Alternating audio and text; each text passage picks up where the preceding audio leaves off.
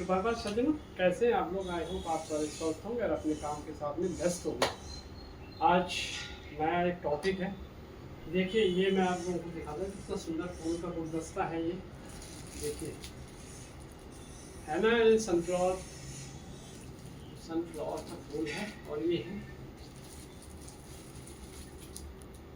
Bouquet, जिसको बोलते हैं बुके बोलते हैं यहाँ की भाषा में। और ये है अंजलि को मिले थे, अभी उसका बर्थडे था तो उसके फ्रेंड्स के साथ में उसकी पार्टी थी।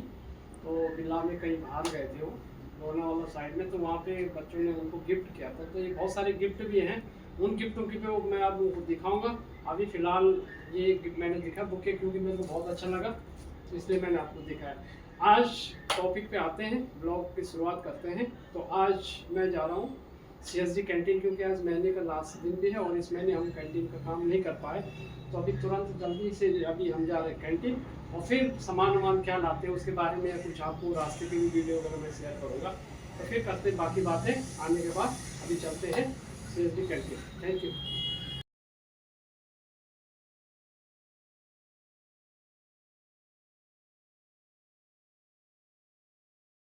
फ्लावर मस्त ओरिजिनल है ये। अच्छा, ओरिजिनल है। ये कौन सा भी फूल है ये? कौन सा फूल है? ये सनफ्लावर है। Sunflower, okay. और ये वाला? ये तो हमें नहीं पता, लेकिन खूब है सुंदर बहुत सुंदर। बहुत। तो आपकी तैयारी कहाँ हो रखी है आज? CSD कैंटीन चले? चल। ओके।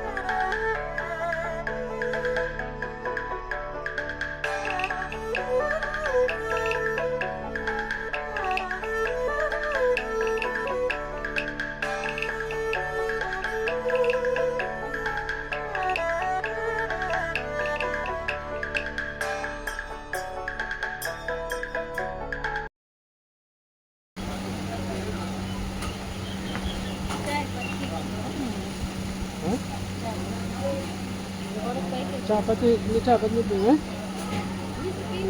तो जाने तो छोटे से मिल जाएंगे।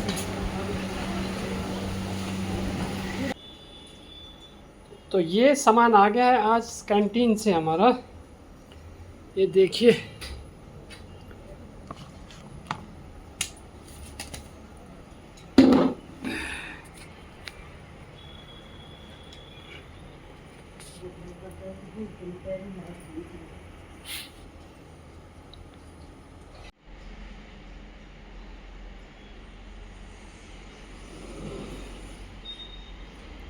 लिफ्ट आ गई है और लिफ्ट में बहुत ही अच्छी चीज़ लिखी हुई। यहाँ पर बाहर निकलते टाइम आपने अपने लाइट, नल और गैस को बंद करके आना है, ये इंश्योर करना है। नोटिस चाहता था कि आप लोगों के लिए भी, कि जब आप घर से बाहर जाते हैं कहीं लंबे टाइम के लिए, तो ज़रूर अपनी लाइट, गैस का नल हमेशा बंद होना चाहिए।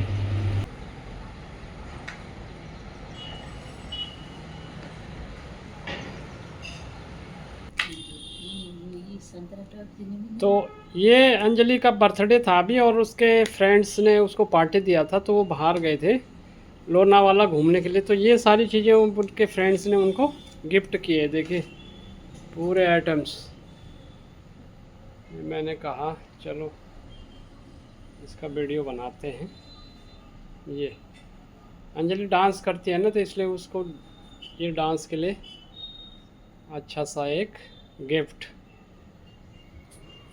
तो कैंटीन भी गए थे दिन में, तो वो सामान भी ले आए हम।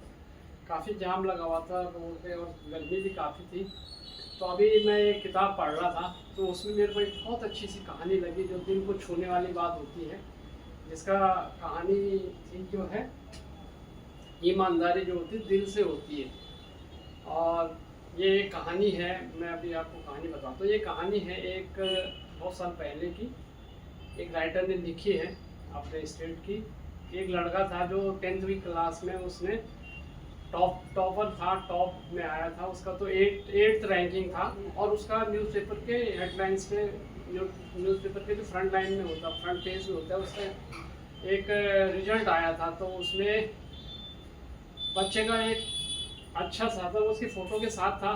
तो एक जो CEO थी कंपनी की, उसने सोचा यार ये लड़का तो टॉपर है, लेकिन ये बहुत बेचारा दुखी लग रहा है, इसका रीज़न क्या हो सकता है।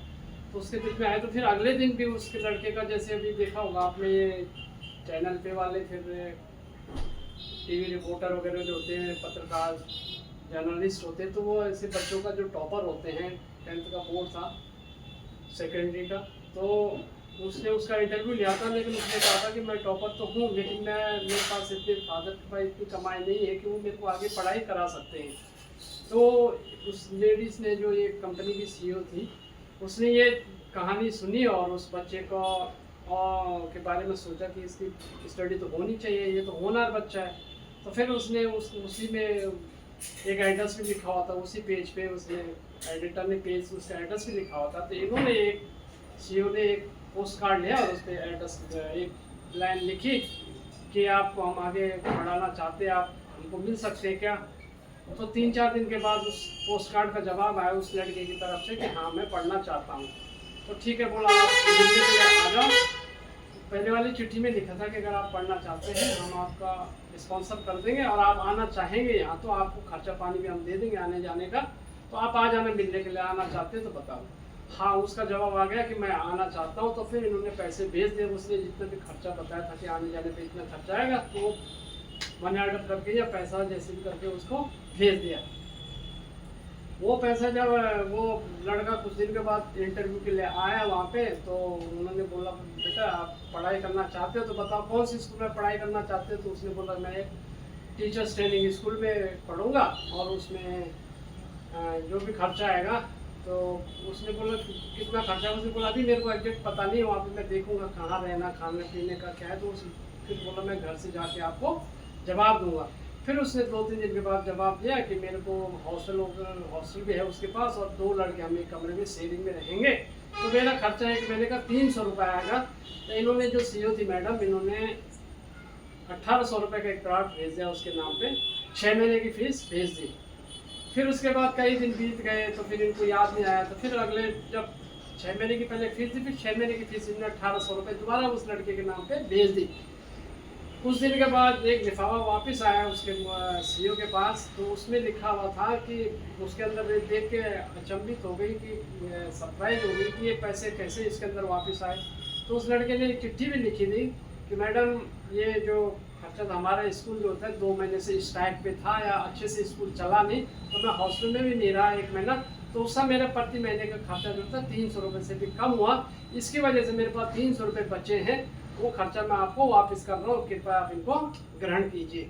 तो वो लेडी जो थी, वाकई उसके दिल में ये बात आ गई कि देखो ये इतना गरीब लड़का है जिसके बाप की तनख्वाह इतनी भी नहीं कि अपने बच्चे को पढ़ा सके, और उसका लड़का इतना ईमानदार है। तो ये एक उसके दिल में बात बनी कि उसका वो रिटर्न में तो क्या बोल सकते, लेकिन उसने भगवान से प्रार्थना की भगवान इसका जीवन उज्जवल हो जाए। तो ऐसी चीज़, एक कहानी बताने का मतलब ये था कि इसमें देखो कितनी बड़ी प्रेरणा है। एक बालक के अंदर जो होता है उसकी ईमानदारी का एक नमूना है ये। तो यही एक कहानी थी, मेरे को आपको सुनानी थी। मैंने पढ़ रहा हूँ किताब, तो जो मेरे को अच्छी कहानी लगती है तो मैं सोचता हूँ कि आप लोगों के साथ में शेयर करते हैं। तो ये कहानी मेरे को अच्छी लगी, इसलिए मैंने आपको बताई। आपको कैसी लगी? अगर अच्छी लगी तो ज़रूर कमेंट सेक्शन में बताओ कि हाँ कहानी अच्छी थी, प्रेरणादायक थी। तो इसको आप कोई अपने चाहे तो बच्चों को कहानियाँ सुना सकते हैं, क्योंकि ये बहुत ही अच्छी नैतिक शिक्षा वाली कहानी है। तो अब ये आज का ब्लॉग यहीं पे समाप्त करते हैं, फिर मिलते हैं किसी और ब्लॉग में। तब तक के लिए जय हिंद, जय उत्तराखंड। Thank you.